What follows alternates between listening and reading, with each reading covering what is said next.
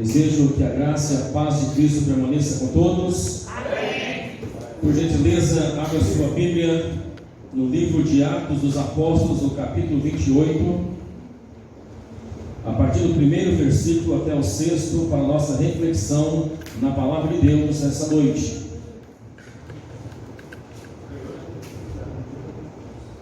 Atos, capítulo 28, começando no primeiro versículo e seguindo até o versículo 6. Amém? Amém. Então, amém. Foi fraco. Vocês não encontraram, não? Quem encontrou, diga amém. Amém. Glória a Deus. Quem está olhando o data show também pode dizer amém. Ali, né? Muito bem. Vamos ler a palavra de Deus, irmãos. Diz assim: uma vez em terra, verificamos que a ilha se chamava Malta. Os bárbaros trataram-nos com singular humanidade, porque, acendendo uma fogueira, acolheram-nos a todos por causa da chuva que caía e por causa do frio. E tendo Paulo ajuntado alguns gravetos, atirou-os na fogueira, e uma víbora, fugindo do calor, prendeu-se-lhe a mão. Quando os bárbaros viram a víbora pendente na mão dele, disseram uns aos outros: certamente este homem é um assassino, porque salvo do mar, a justiça não o deixou viver. Porém, ele, sacudindo o réptil no fogo, não sofreu mal nenhum. Mas eles esperavam que ele viesse a inchar ou que caísse morto de repente. Mas depois de muito esperar, vendo que nenhum mal lhe sucedia, mudaram de parecer e diziam: ele deve ser um Deus. Amém? Pode sentar, irmãos, fique à vontade. Glória a Deus. Queridos, é um prazer estar aqui mais uma vez para a gente comunicar com vocês a palavra de Deus. Digo porque para mim é esse privilégio maravilhoso trazer aqui uma mensagem da palavra do Senhor, e que esta mensagem, além de servir para você refletir agora na palavra de Deus, que ela sirva também para depois do culto, para quando você for embora para casa, para quando você estiver em outros lugares durante a semana, fora dos dias de culto, você possa lembrar da mensagem da palavra de Deus e assim estar refletindo na palavra. Amém? Então é a mensagem também para depois do culto, tá bom? Deus age em defesa de quem é fiel. Tema que já foi falado pelo nosso diretor aqui, pastor Linderley, né? Um tema importante a gente pensar aqui, né? Que Deus age na vida de quem é fiel. Com isso, eu não estou dizendo que Deus não age na vida de ninguém que não é fiel. Eu estou dizendo que Deus age na vida de quem é fiel. Essa é a verdade da mensagem que eu tenho para nós hoje, aqui nessa noite. Nós refletimos, pensarmos aqui na palavra de Deus, para a gente poder olhar para nós como cristãos, né? E refletir um pouco mais sobre a nossa vida com Deus, a nossa vida diante do Senhor nosso Deus.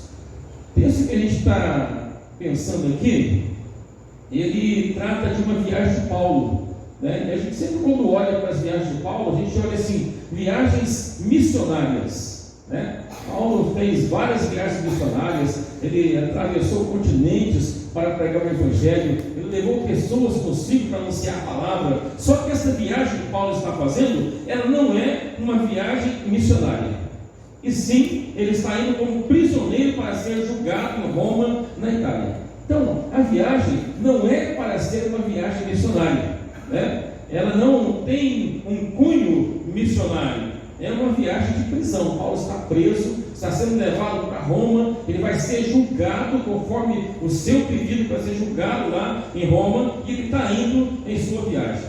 Uma viagem difícil que ele está fazendo, né? Uma viagem que ele passou por muitas dificuldades, muitos transtornos. Não só ele, mas todos que estavam naquele navio, porque outros prisioneiros também ali se encontravam, além da tripulação daquele navio. Eles passam por muitos transtornos, inclusive um naufrágio que eles sofrem devido a uma grande tempestade que tiveram que enfrentar no mar por onde navegavam. Então, ele está indo em sua viagem, enfrenta essa grande tempestade, passa por muitos problemas e dilemas na viagem, mas uma coisa é certa: Deus estava com ele. Amém? Deus estava com Paulo, Deus acompanhava aquele servo dele, e por causa dele estar naquele navio, foram poupadas também a vida de muitos prisioneiros que estavam a bordo, além da tripulação que ele se achava. Então o fiel apóstolo estava lá. Deus, ele poupa a vida de Paulo naquela viagem, e também de outros que ali estavam. Deus não deixa eles morrer naquele mar revolto, mas Deus já havia prevenido Paulo de que isso ia acontecer. Nós olhamos a leitura que o pastor fez aqui na introdutória, né, e mostra para a gente um momento em que, depois de tudo isso, Paulo vai conversar com aquelas pessoas e vai dizer para eles assim: olha, fiquem tranquilos, está acontecendo essa tempestade, tudo isso está acontecendo, o navio está se despedaçando, mas ninguém vai morrer, porque esta noite um anjo de Deus, a quem eu sirvo, ele veio falar comigo e ele disse que não aconteceria nenhum mal, nenhum prejuízo, a não ser simplesmente prejuízos materiais. Capítulo 27, versículo 23 do texto mostra Paulo fazendo isso, porque ele era fiel a Deus. Deus estava com ele, Deus falava com Paulo. Não é a primeira vez que Deus fala com ele, já outras ocasiões Deus fala em visões, né? Lembra lá do homem que uma visão aparece para ele e fala: passa a Macedônia e ajuda-nos. É uma visão de Deus. Então Deus tem usado maneiras para conversar, para falar, para divertir, para orientar o apóstolo Paulo, porque Paulo, ele era fiel a Deus, irmãos. Ele era um homem que, depois que ele se converteu, depois que ele mudou de vida, que ele foi transformado pelo Evangelho de Jesus Cristo, ele teve uma mudança muito grande e passa a ser uma pessoa muito fiel a Deus, e o Senhor estava agindo em favor dele. Deus estava lá com ele, cuidando, né? Depois de toda essa tensão, todo esse problema aqui, eles ficam náufragos e chegam a uma ilha. Eles acham terra, encostam lá, conseguem descer daquele navio todo despedaçado, chegam a uma ilha e entram, e parece que chegou uma grande bonança. Só que existe uma frase que diz assim: não existe nada ruim que não possa piorar. Você já conhecia essa frase, né? Muito bem. Não existe nada ruim que não possa piorar. Eles chegam aí, parece que está tudo tranquilo, são recebidos calorosamente pelo povo daquela ilha. Os nativos que ali vivem recebem muito bem, dão abrigo para eles. Estava chovendo, estava frio, acendem uma fogueira para que eles possam se aquecer um pouco ali, ter um pouco mais de tranquilidade, de comodidade naquele lugar. E eles descobrem que o nome daquela ilha era Malta. E lá nessa ilha de Malta, como estão sendo bem tratados, zelados por aquelas pessoas, acendendo a fogueira lá para eles, Paulo então vai ajudar um pouco de gravetos para jogar dentro do fogo. E a Bíblia diz que quando ele lança os gravetos no fogo, uma víbora, uma cobra, ataca a mão dele e fica pendurada na sua mão. E ele balança a mão, joga a cobra no fogo, e as pessoas ficam olhando, porque aquela cobra, ela era muito venenosa. Era uma cobra que, por dia, em poucos minutos, a pessoa morria. O veneno dela era cruel. E as pessoas começam a olhar para Paulo, começam a observar a vida dele, começam a imaginar assim: esse homem deve ser um assassino. Ele deve ter muitos problemas na sua vida. Ele escapou do naufrágio, mas a justiça de Deus não vai deixá-lo viver. Daqui a pouco ele vai morrer. Olha a mente, né, das pessoas, começa a fazer julgamento, fazer juízo, começa a pensar, ficam olhando. Paulo é alvo da atenção daquelas pessoas, e eles ficam olhando e esperando o que iria acontecer, e esperam por um bom tempo. Mas o apóstolo fiel a Deus fica ali na sua condição de servo de Deus, e sabe o que acontece com ele? Nada. Glória a Deus. Não aconteceu nada. Deus livrou ele do naufrágio, Deus livrou ele do ataque da cobra, Deus livrou ele de muitas maneiras. E aquelas pessoas que olhavam para ele e pensavam ser ele um malfeitor, depois de esperar bastante tempo, começam a ter outro pensamento: esse cara deve ser um Deus, porque uma cobra atacá-lo, essa víbora, e ele não morrer, não acontecer nada com ele, a sua vida não ter nenhum problema, ele continuar do mesmo jeito que estava, não é possível. Ele deve ser um Deus, deve ter alguma coisa muito importante na vida dele. Paulo não era um Deus, ele sabia que não era, ele tinha consciência disso. Num momento quando algumas pessoas acham que ele fala que não é, ele mostra para as pessoas que ele é servo de Deus, mas ele não é Deus, ao contrário do que eles pensavam ou imaginavam. E aí Paulo fica naquela ilha por vários meses, porque esperava outro navio que viesse para pegá-los e continuar a viagem até chegar no destino onde eles estavam indo, que era para Roma. E aí Paulo fica naquela ilha, e eu acho interessante, irmãos, Paulo, ele não fica naquela ilha acomodado, ele não fica ali como um hóspede, bem tratado por aquelas pessoas. Não, Paulo fica naquela ilha, mas ele fica ali pregando o evangelho de Cristo àquelas pessoas. Ele fica incomodando as pessoas com o evangelho de Jesus, ele fala do grande amor de Deus. E aconteceu um fato lá na ilha, que um homem estava doente, o pai de Públio, um homem que tinha grande relevância dentro daquela ilha, dentro daquela sociedade, estava doente, estava com uma desinteria, com febre, provavelmente uma infecção estomacal, intestinal, e ele sofria muito, e Paulo chega lá, impõe as mãos, ora por ele, e Jesus cura o homem. Glória a Deus. Irmãos, Jesus está acompanhando Paulo, Jesus está junto com ele, Deus está ali junto com ele todos os momentos para ajudá-lo, para fortalecer, para fazer milagres, para fazer maravilhas, para as pessoas poderem ver que Deus estava com ele. Ele não era Deus, mas era servo de Deus, era guardado por Deus, era protegido pelo Senhor, ele era aquele que Deus agia em sua defesa, né? Paulo, que muitas vezes teve a sua vida poupada, Deus o ajudou em muitas situações, né? Ele prega o evangelho, ele anuncia a palavra ali naquela ilha, e muitas pessoas aceitam Jesus como Salvador das suas vidas. Quando eu estava pesquisando aqui algumas coisas sobre a ilha de Malta para preparar essa mensagem para nós refletirmos nessa noite, pasmem vocês o que eu descobri: que Malta não é apenas uma ilha, mas Malta é um país europeu. Você já sabia disso, não? Malta é um país europeu composto por 3 ilhas que tem cerca de 500 mil habitantes, e é o país mais cristão da Europa. Olha que coisa interessante, mais de 90% da sua população é cristã. Glória a Deus. É uma população influenciada grandemente pelo Evangelho. Contando todo o país, tem aproximadamente 360 igrejas. Tem um autor que chega a dizer assim: é quase uma igreja por dia do ano, para as pessoas congregarem, né? Se quiser congregar todo dia, tem uma igreja, quase uma igreja para cada dia do ano. Aquela ilha, aquele lugar, aquele local onde Paulo esteve, chegou ali, foi fortemente influenciada pelo evangelho que ele pregou. Foi fortemente influenciada pela palavra de Deus que Paulo levou, pelas maravilhas que aconteceram, pelas circunstâncias que aconteceram quando Paulo estava ali. Porque Deus age em favor daqueles que são fiéis, irmãos. Porque Deus trabalha em favor daqueles que não se negam a pregar o Evangelho. Deus age em favor daqueles que não se negam de anunciar a palavra de Deus. Aqueles que não se envergonham de Deus, Deus também não se envergonha dele, mas derrama bênção, age em seu favor, faz coisas gloriosas e maravilhosas.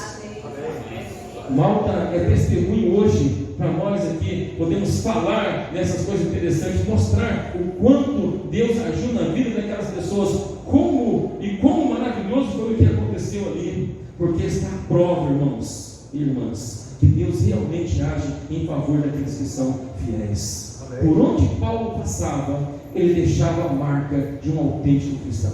Por onde ele ia, todos os lugares onde ele chegava, onde ele colocava os seus pés, o Espírito Santo o acompanhava e realizava milagres e maravilhas e prodígios aconteciam. Isso aqui é bíblico. Marcos capítulo 16, versículo 20, diz assim: e cooperava com eles o Senhor por meio de sinais e prodígios que os seguiam. Sabe, às vezes a gente quer ver sinais e prodígios, a gente quer ver maravilhas acontecendo aqui no altar da igreja, mas a gente não quer pregar o Evangelho. A gente não quer sair da zona de conforto para anunciar o Evangelho e a palavra de Deus. Porque a palavra diz assim que os sinais e prodígios seguem o pregador, não é o contrário, não é o pregador que segue os sinais e prodígios. Não, quando você prega o Evangelho, quando fala da palavra, Deus vem confirmando com sinais, com prodígios, com maravilhas, com coisas extraordinárias que acontecem na vida das pessoas. Assim, queridos, o texto aqui ele deixa para a gente lições importantes para a nossa vida, para mostrar para nós que realmente nós precisamos viver uma vida de forma que onde a gente chega, onde colocamos nossos pés, Deus está presente, está conosco. As pessoas olham para a gente e sentem que Deus está presente na nossa vida. Se a gente parar de olhar, por exemplo, para as circunstâncias que muitas vezes são desfavoráveis. Olha, cristão não tem muitas circunstâncias favoráveis não. Sabe, se a sua vida é muito fácil, tem poucas dificuldades, se você não encontra muitos problemas para enfrentar no dia a dia relacionado à palavra de Deus, alguma coisa está errada na sua vida. Porque a vida do cristão sempre tem circunstâncias desfavoráveis mesmo. Então temos que parar de olhar para as circunstâncias e começar a olhar para quem? Para Jesus Cristo. Começar a olhar para o Senhor, que é o autor e consumador da nossa fé. E nós vamos ver muitas bênçãos de Deus na nossa vida e também na vida das pessoas que estão à nossa volta, daqueles que nos rodeiam, porque nós seremos abençoados e seremos canal de bênção para outras pessoas. Através de mim, através de você, Deus vai estar abençoando a vida das pessoas que estão à nossa volta, onde pregamos, onde falamos a palavra de Deus. Só que não dá para ficar esperando milagres e prodígios de braços encruzados. Não dá para ficar apenas olhando e esperando as coisas acontecer. É preciso arregaçar as mangas. É preciso sair para o campo para pregar o Evangelho, começar a falar da palavra de Deus. Também não é possível querer ver a glória de Deus e não ter comunhão com algum ou com alguns irmãos. É preciso ter amor verdadeiro, mesmo quando as pessoas não nos amam. É preciso demonstrar amor, porque senão nós não vamos ver a glória de Deus, senão nós não vamos ver os sinais e prodígios, não vamos ver as maravilhas de Deus acontecendo e nem vamos conseguir entrar no céu. Então é preciso que a gente tenha cuidado com isso. Às vezes queremos ver sinais e prodígios, mas não exercemos a fidelidade, que é a base da lição da mensagem de hoje nossa aqui. A fidelidade. Deus age a favor de quem é fiel, e queremos ver prodígios, maravilhas, sinais, mas não exercemos a fidelidade. Muitas vezes as pessoas não são fiéis nos dízimos e nas ofertas, mas se não vê milagres e prodígios, diz assim: essa igreja não é mais a mesma. Não é. Essa igreja não é mais a mesma. Tem pessoas que não são fiéis aos cônjuges, e se não vê um milagre na igreja, diz: essa igreja não é mais a mesma. Sabe, às vezes a gente está fazendo tudo errado e está colocando culpa na igreja, na instituição, no pastor, nos líderes, nos irmãos, Tem filhos que não são obedientes aos seus pais, mas querem ver milagres, mas não obedecem, mas quer ver milagres, quer ver maravilhas, quer ver coisas extraordinárias acontecendo. Muitas vezes guardamos rancor no coração, não liberamos perdão e não perdoamos também, mas se não vê prodígios e milagres, é o quê? A igreja não é mais a mesma. Não é. Igreja boa era aquela igreja lá, que eu não sei que ano, daquele pastor não sei qual, era aquela que era a igreja boa.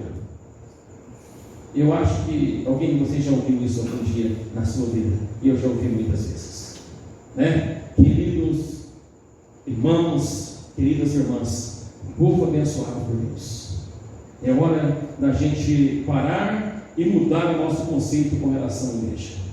Amém. É hora de nós pararmos e mudarmos o nosso conceito em relação à igreja de Cristo. Temos que parar de reclamar e começar a agradecer a Deus.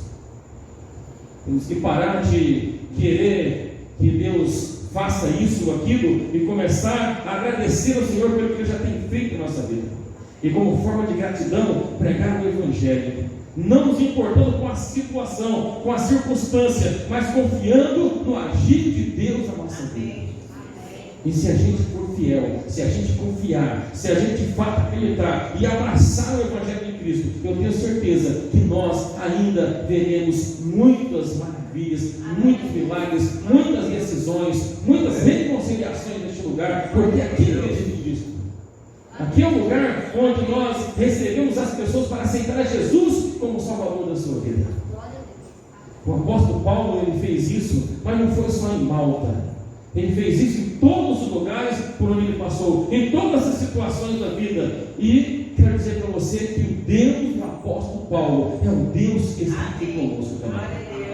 O Deus que estava lá com ele, o Deus que agia em favor dele, o Deus que esteve cuidando e ajudando e mostrando maravilhas e milagres para ele, é o Deus que está aqui nesta noite, que quer abençoar você, que quer agir em seu favor, que quer fazer com que você também possa desfrutar de coisas extraordinárias na sua vida. Não é só, estou falando aqui de bênçãos materiais, de riqueza. Não, eu estou falando aqui de bênçãos espirituais mesmo. De coisas que você vai olhar assim e vai falar assim: Senhor, muito obrigado, porque o Senhor tem feito isso ou aquilo na minha vida. Às vezes a gente acha que não tem tempo, às vezes achamos que não vamos conseguir, mas uma coisa é certa, uma frase muito verdadeira: enquanto você cuida das coisas de Deus, Deus cuida das suas. Enquanto você está cuidando da obra de Deus, Deus está cuidando da sua vida, da sua família, das suas preocupações, daquilo que você não sabe nem como vai resolver amanhã. Deus vai estar cuidando. Mas enquanto a gente quiser cuidar, Ele vai deixar a gente cuidar também. Vamos ter muito trabalho para cuidar. Então é bom, é importante que a gente entregue na mão de Deus, faça a vontade dEle, trabalhe para Ele, mesmo com afinco, porque Deus quer abençoar a nossa vida, a minha vida, a sua vida, quer nos ajudar aqui nessa noite, porque sem Ele nós não vamos fazer nada, não conseguimos chegar a lugar nenhum. Amém? Você crê nisso? Você espera isso da mão de Deus? Então se coloca em pé, por favor. Nós vamos fazer uma oração nesse momento. Essa não é a última oração não, pastor. Nós vamos fazer uma oração específica agora pela nossa vida aqui, meus irmãos. Sabe o que eu quero que você faça? Gostaria que você fechasse os seus olhos, mas abrisse o seu coração para Deus agora, para conversar com Deus, para contar para Ele quais são as suas necessidades mais íntimas do seu coração e da sua vida, para que Ele possa estar nessa noite abençoando você, te ajudando, te capacitando para que você possa alcançar as maravilhas de Deus. Feche os seus olhos. Pai querido, Deus maravilhoso, estamos aqui na tua presença. O teu povo se encontra aqui, Deus, a tua igreja, Senhor, que se reúne neste lugar, nessa cidade, Deus, que vem aqui, Senhor, para adorar o nome de Deus vivo e soberano. Eu te peço agora, Pai, Senhor, trabalhe em cada coração e em cada vida aqui nessa noite, Pai, para que cada um de nós, Pai, aqui neste lugar, Senhor, possamos estar mais disponíveis, Deus, abrindo mais o nosso coração e a nossa vida, Pai, para o teu trabalho, Senhor, que possamos pegar o teu evangelho, falar a tua palavra, e dar o teu lar para as pessoas que precisam ouvir, que precisam ser curadas, que precisam ser transformadas. Oh Senhor, tantos males, meu Deus, atacado as pessoas do nosso tempo, Pai, tantas doenças, tantas enfermidades, problemas psicológicos, problemas espirituais, problemas físicos, meu Deus, tem atingido as pessoas, Senhor. E os teus servos e servas são aqueles que vão levar alento, que vão levar a paz, que vão levar o amor, a alegria do Senhor dessas pessoas e mostrar que o Senhor é um Deus que faz milagre, que age em favor daqueles que são fiéis para serem abençoados grandemente por ti a cada dia. Deus, pega as tuas mãos, ó Pai, em nome de Jesus. Amém. Glória a Deus. Que o Senhor abençoe a nossa vida.